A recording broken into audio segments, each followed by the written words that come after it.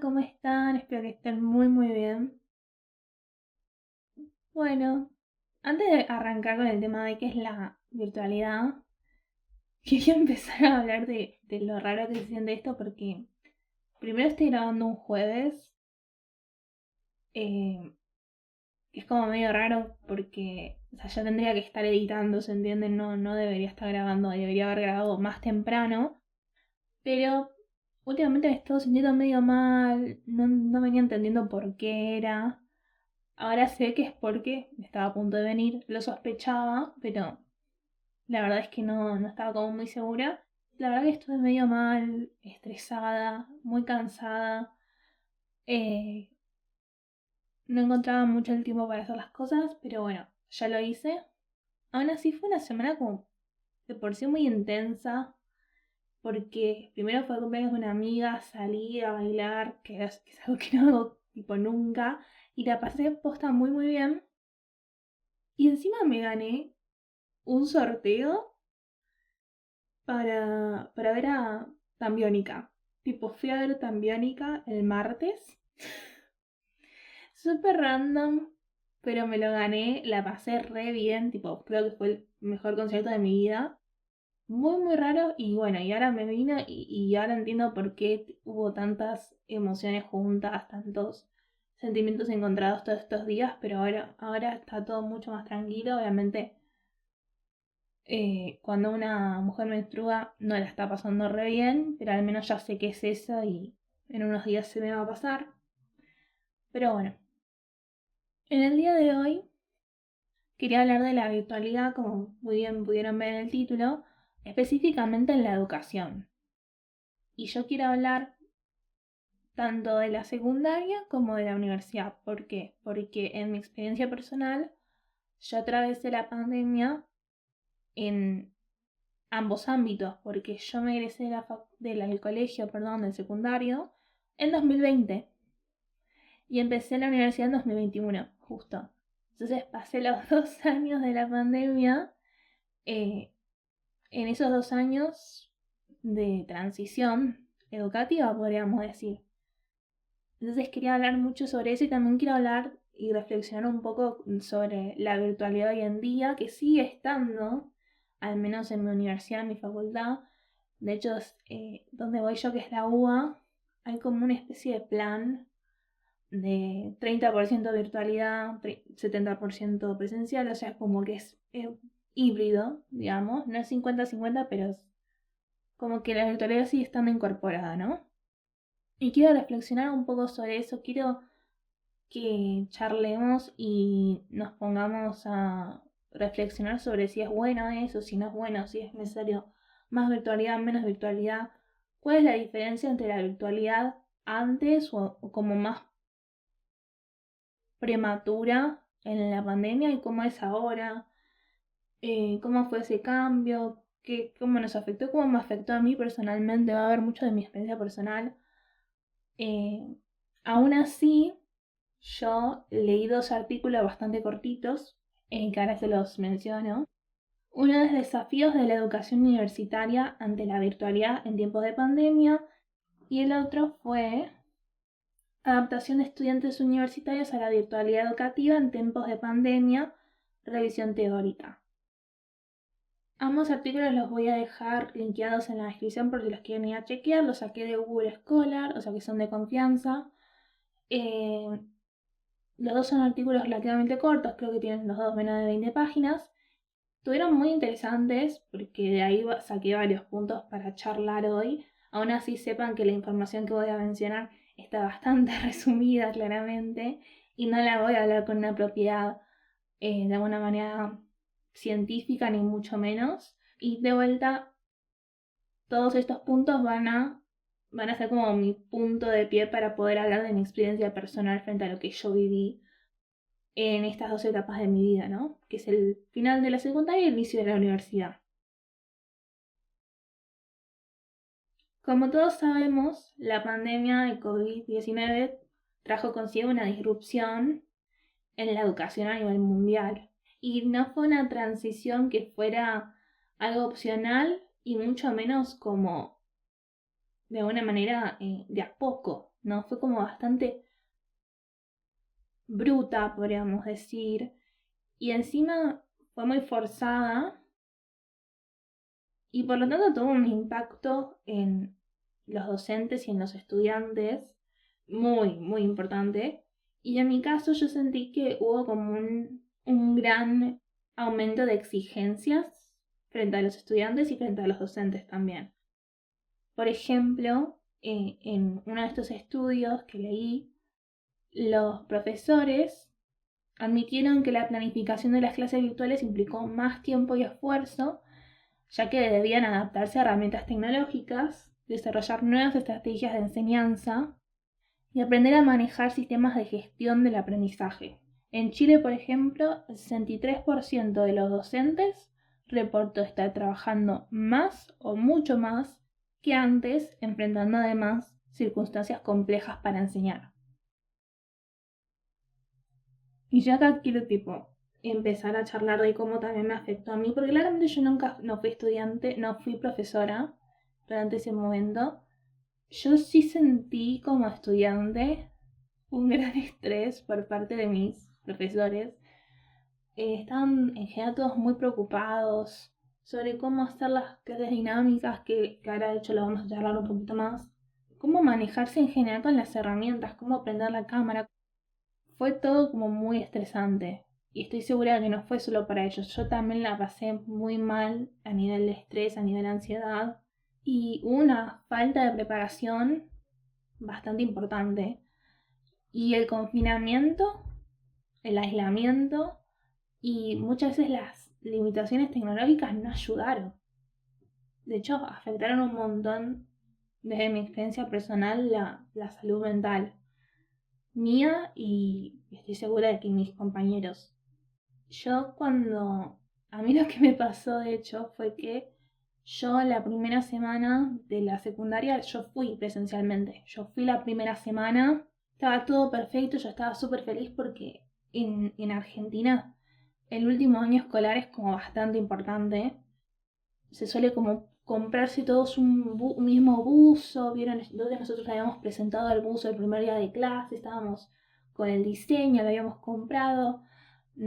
Usualmente nosotros ese mismo año nos vamos de viaje, entonces estábamos todos como muy emocionados, todos muy felices, viste, como que era un momento muy feliz. Y a mí personalmente era como muy importante ese año porque yo hasta ese momento yo estaba cursando música en otro colegio, ¿no? A la tarde. Entonces muchos días de la semana yo estaba ocupada, ¿no? Entonces yo en general estaba como anotada en muchas materias por fuera del horario escolar, ¿no? Entonces eso implicaba mucho estrés en mi vida. Muchas veces sentía que no tenía tiempo para ver a mis amigas durante la semana, ¿no? Y ese año, como yo había terminado en el colegio de música, iba a estar mucho más libre, ¿no? Y al tener 17 años eso implicaba que probablemente iba a empezar a salir más, que me iba a ir de viaje yo sola con mis amigas, ¿entiendes? Era como un momento para mí de libertad y de madurez, por así decirlo, y de independencia sobre todo, ¿no? Y yo para mí era como el momento, era mi año, ¿me entendés? Yo iba a ser una chica de 17, feliz, saliendo con mis amigos, terminando el secundario, además era como todo un momento de cambio y de experiencias nuevas y sobre todo de libertad, ¿no? Pero bueno, al finalizar la semana, también se estaba escuchando rumores al respecto, justamente nos encierran, por decirlo de alguna manera, y se canceló todo, por así decirlo. Y para mí eso implicó mucho estrés, posta mucho estrés porque sí sentí, y de vuelta esta es mi experiencia personal y cómo lo viví yo, y entiendo perfectamente si hay alguien que no se siente así, pero yo siempre fui una piba muy responsable, muy activa en el colegio. Y cuando empezamos a tener clases virtuales, me pasó mucho que no, y eso es algo que nos pasa en general mucho hoy en día con el trabajo virtual, ¿no? Que no sentía la diferencia entre el espacio de descanso y y el espacio educativo, el espacio del colegio, ¿no? Como que todo el tiempo estaba en el colegio, ¿no? ¿Por qué? Porque yo me despertaba, ¿no? Tenía clases virtuales, que ya de por sí era como muy agotador, porque primero que es un poco depresivo ver a tus amigos a través de una pantalla y no verlos en persona. Además, como que la interacción humana desaparece completamente. No es como cuando uno está en la clase que uno sí escucha al profesor, pero de vez en cuando preguntas a tu compañero de al lado, tenés una interacción, charlas, te reís. También hay como una especie de desmotivación en, bueno, me levanto 5 minutos antes, salgo de la cama y no hago nada, literalmente ni me cambio y voy a la clase.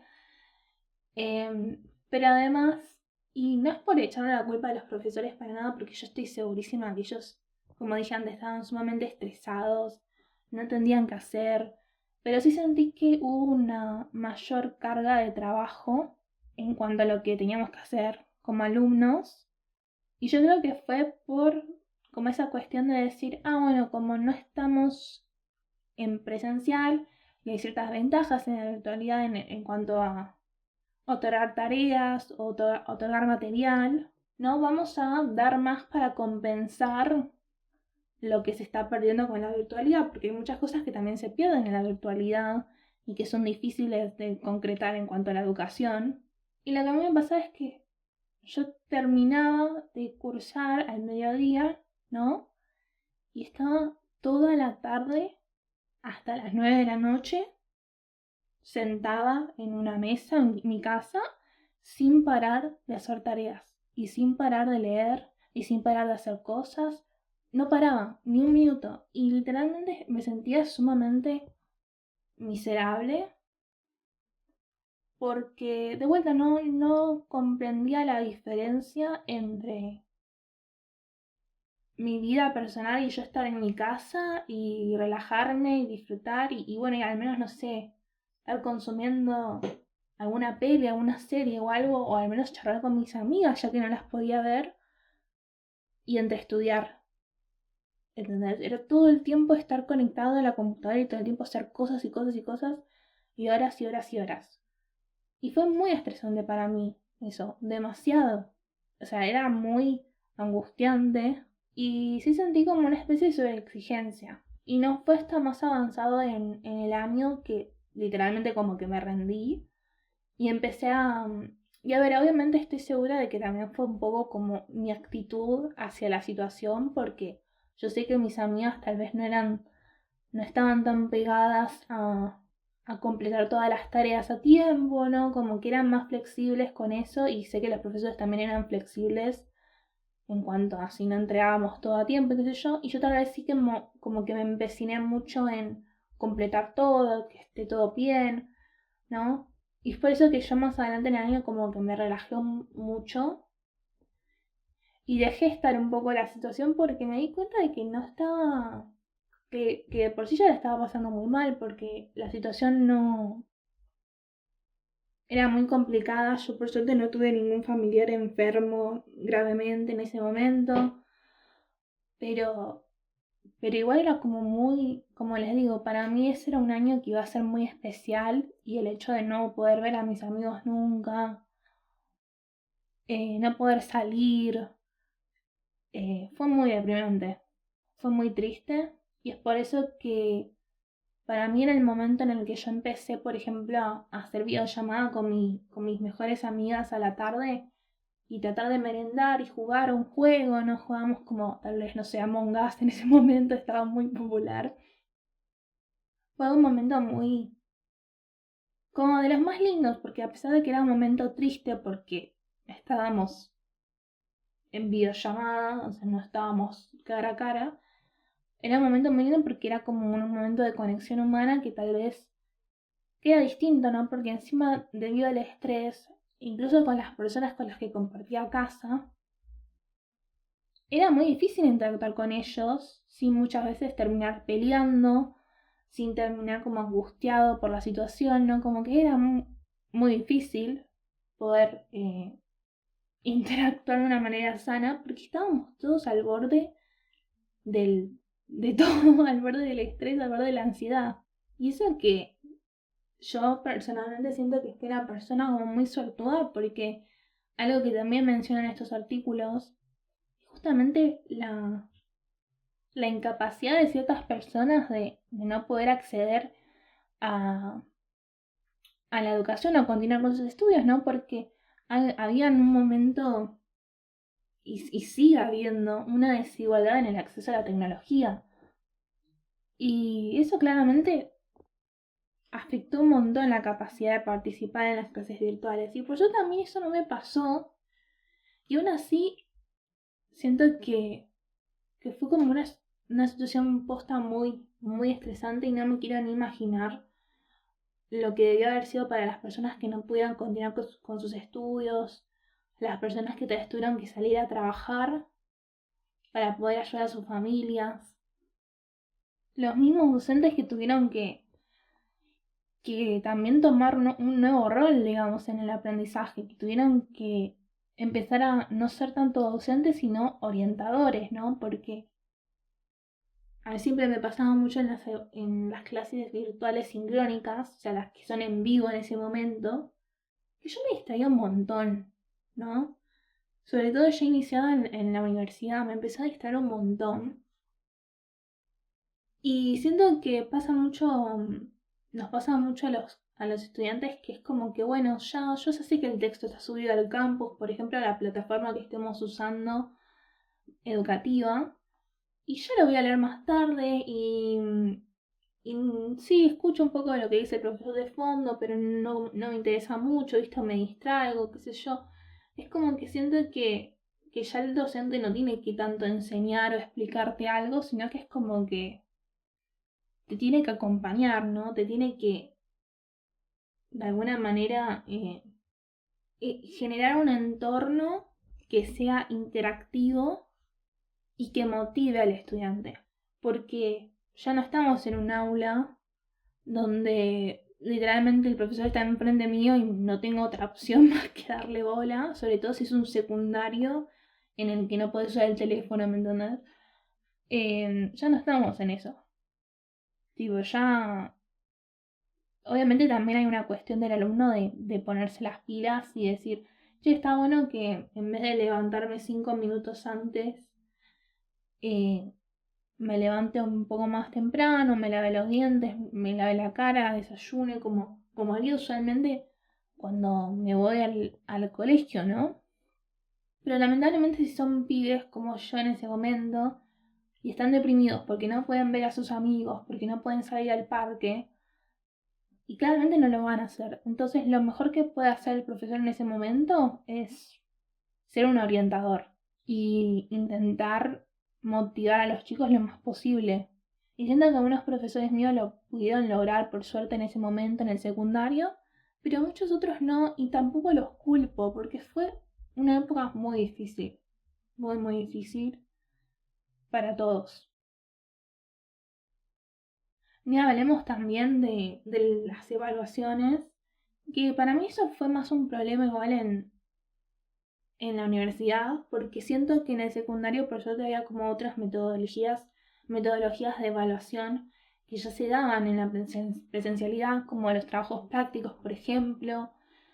Y por suerte siento que para los profesores como que sí fue un desafío el hecho de no saber bien, como tener las cuestiones también problemas de autenticidad, me refiero, ¿no? Como la idea de que no sabes si los alumnos están usando materiales de apoyo, ¿no? Como un libro abierto y así, o están buscando en internet, o quién está haciendo en sí la evaluación, porque puede ser que tipo el chico agarró al hermano que ya había cursado esa materia y tipo la está haciendo el examen, cualquier cosa. Entonces, eso por eso siento que no pasó tanto en el secundario, sí sé que era algo que en general les preocupaba bastante a los profesores. Em, Y es sumamente entendible, pero al mismo tiempo yo siento que eso deja descubierto también que estamos en una nueva era, o sea, ya hace tiempo que venimos en una nueva era en cuanto a la tecnología, y creo que llega un punto en el que yo me cuestiono, ¿no? No digo que sea así como tiene que ser, Es un momento en el que yo me cuestiono que, por ejemplo, en un examen de matemática en el secundario, cuando éramos chicos, nos decían, bueno chicos, tienen que saberse de memoria las fórmulas. O no pueden usar calculadora. Es como que por un momento lo entiendo porque es obviamente un ejercicio de memoria, es un ejercicio de cálculo mental, que ayuda un montón, ¿no?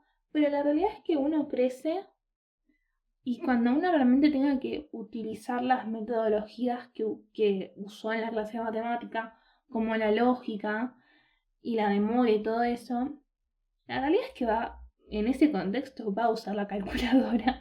No, en ese contexto va a buscar la fórmula en internet.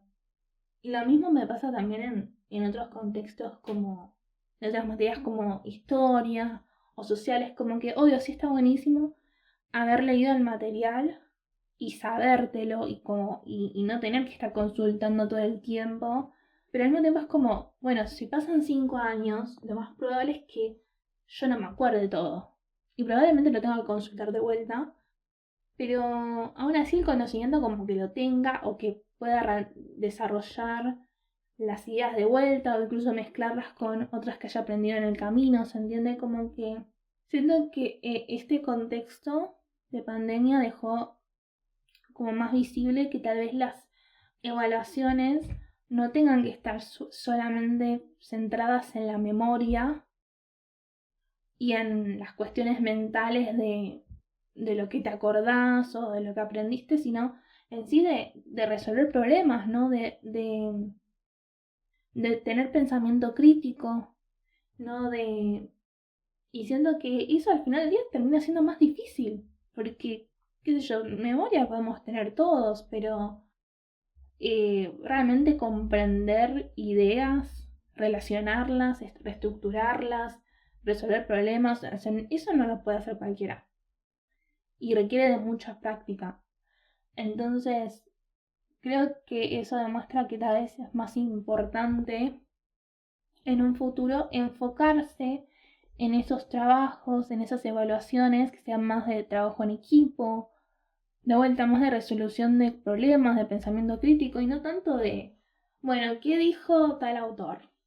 Como que deja en evidencia, che, si es tan fácil como en vez de acordarme lo que dijo el tipo ese, copiarlo y pegarlo literalmente del texto, entonces realmente qué estoy aprendiendo, ¿no? O sea, ¿qué estoy aportando yo en mi educación? Más que saber lo que dijo tal autor, ¿no? Siento que eso lo dejó bastante en evidencia y no sé si está tan bueno.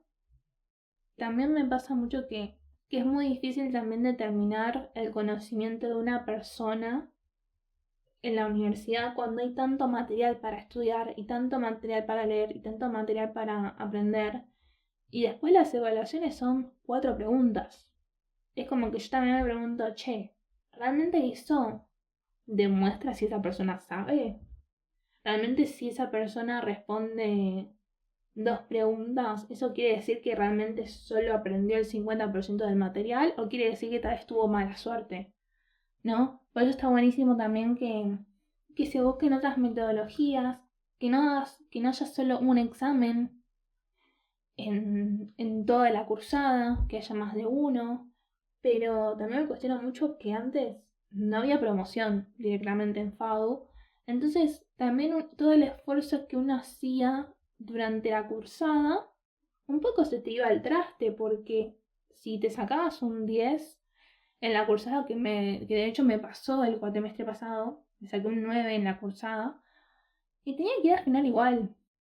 Y al final, en el final, me saqué un 8 que está bien, re bien, o sea, fue una nota buenísima, pero yo estaba sumamente estresada porque tenía miedo de que me fuera mal. Encima me hicieron leer y estudiar más material para el final, obligatoriamente. Entonces yo estaba como, la puta madre, en un mes tengo que verme todas estas pelis, leerme todos estos textos aparte y tal vez no tenga la nota por la que tanto me esforcé todos estos meses, ¿no? Y bueno, por suerte me fue bien, pero me podría haber ido mal. Y por suerte ahora lo cambiaron y siento que está buenísimo porque eso demuestra que es muy incoherente la forma de evaluar a veces en las universidades y en los secundarios. Como había mencionado antes, y estos dos artículos lo mencionan un montón, el acompañamiento docente fue re importante en el éxito del aprendizaje en ese entorno virtual, y debido a las barreras y a las dificultades tecnológicas, muchos estudiantes expresaron la importancia de contar con la orientación y apoyo constante de sus docentes. Este acompañamiento no solo garantizó una mejor calidad educativa, sino que también generó un mayor sentido de confianza y seguridad en los estudiantes, quienes vieron en sus profesores una figura guía ante la incertidumbre. Y ya respecto a esto, quiero comentar un poco cómo es hoy en día la práctica híbrida en FADU. Se está usando mucho el modelo 70-30, ¿no? Y yo siento que es un modelo que está muy bueno. O sea, realmente lo veo como algo muy positivo. Porque al igual de lo que que les comentaba antes, de que obviamente hay como que hay una desigualdad en cuanto al acceso a las tecnologías, y que por lo tanto a veces la virtualidad podría como poner en desventaja a ciertas personas. En la UBA pasa mucho esto de que hay muchas personas que viven lejos de la universidad. No, suele pasar mucho que hay chicos que viven a 1 hora, 2 horas, incluso 3 horas de el lugar donde cursamos, ¿no? Entonces, en ese sentido, la virtualidad obviamente ayuda un montón a esas personas. En general los ayuda a todos, porque incluso yo, que no vivo tan lejos de la universidad, me hace ahorrar un montón de tiempo y también de plata. Porque hoy en día, con los aumentos que han habido acá en Argentina, el sistema de transporte público no es tan barato y no es tan accesible como era antes. Entonces, la verdad que es muy curioso, porque es medio contradictorio. Porque sí, lamentablemente, como también puede suponer una barrera, para muchos puede suponer una gran oportunidad. Eh, Como tal vez le puede pasar a otro chico que, si fuera todo presencial, tal vez en algún momento termina dejando, porque entre tal vez el trabajo, las necesidades económicas y el tiempo, tal vez tiene que dejar, porque dice, che, mira, la verdad que es un sacrificio enorme viajar todo el tiempo y encima estudiar y encima trabajar, y obviamente vivir en sí, ¿no? Porque uno tiene que cocinarse, uno tiene que dormir, es muy desafiante a veces. Y la virtualidad propone eso, la virtualidad propone equidad hasta cierto punto, por suerte en algunos casos, en otros no, pero en algunos casos sí, y eso está buenísimo. Aún así, veo muchos profesores que todavía están muy reacios a la virtualidad. Me pasó que estaba cursando una materia el cuatri pasado y los profesores estaban como muy en contra de la virtualidad, muy en contra de dar clases virtuales. Y justo pasó que fue en un contexto en el que hubo paros en la universidad. Y sí, la verdad, a pesar de que yo obviamente respeto un montón a los profesores por hacer paro y respeto también la metodología de los profesores, sí es verdad que como alumna sí me dio un poco de lástima que los profesores no se abrieran a la posibilidad de hacer clases virtuales, porque a mí como alumna me hubiera ayudado un montón frente a esta como falta tal vez de en ciertas clases por los paros y qué sé yo, que es algo que obviamente respeto un montón y se entiende. Me hubiera re gustado que que hubiéramos tenido alguna clase virtual, porque así a mí me hubiera ahorrado un montón de tiempo, me hubiera permitido haber dormido más, porque muchas de esas clases eran a la noche, lo terminábamos a las 11 de la noche, y encima los profesores aprovechaban toda la clase, no nos hacían irnos antes. Y eso a mí a veces me complica mucho la llegada a mi casa, el dormir bien, al otro día ser más productiva. Entonces, si esas clases algunas hubieran sido virtuales, yo siento que hubiera incorporado el conocimiento de mejor manera. Y de vuelta, obviamente respeto un montón a los profes y sus decisiones, pero a veces sí siento que está buenísimo que los profesores también entiendan que hay chicos que aprenden de manera distinta y a pesar de que sus clases presenciales eran de hecho buenísimas, porque es verdad, yo creo que también a ellos les gusta esas clases presenciales porque ellos todos tienen como muy buena labia, la verdad, los propios de esa cátedra y se expresan muy bien. Yo creo que hubiera estado buenísimo que al menos hubieran dado tipo alguna clase complementaria grabada, que ni siquiera la tenían que grabar ellos. Para mí si era alguna clase tipo que ya la tuvieran grabada de la pandemia justamente, hubiera estado buenísimo porque nos hubiera ayudado un montón a complementar conocimientos que tal vez no fueron, no fueron dados de manera completa debido a la falta de clases. Y en general me parece que los profesores tendrían que estar más abiertos a eso. Entiendo que la pandemia fue una época en la que todos sufrimos un montón y en la que hubo una falta de acceso a la educación, pero no necesariamente tiene que serlo ahora. ¿Se entiende? No necesariamente tiene por qué tener las consecuencias negativas que tuvo en su momento. Puede ser algo muy beneficioso hoy en día.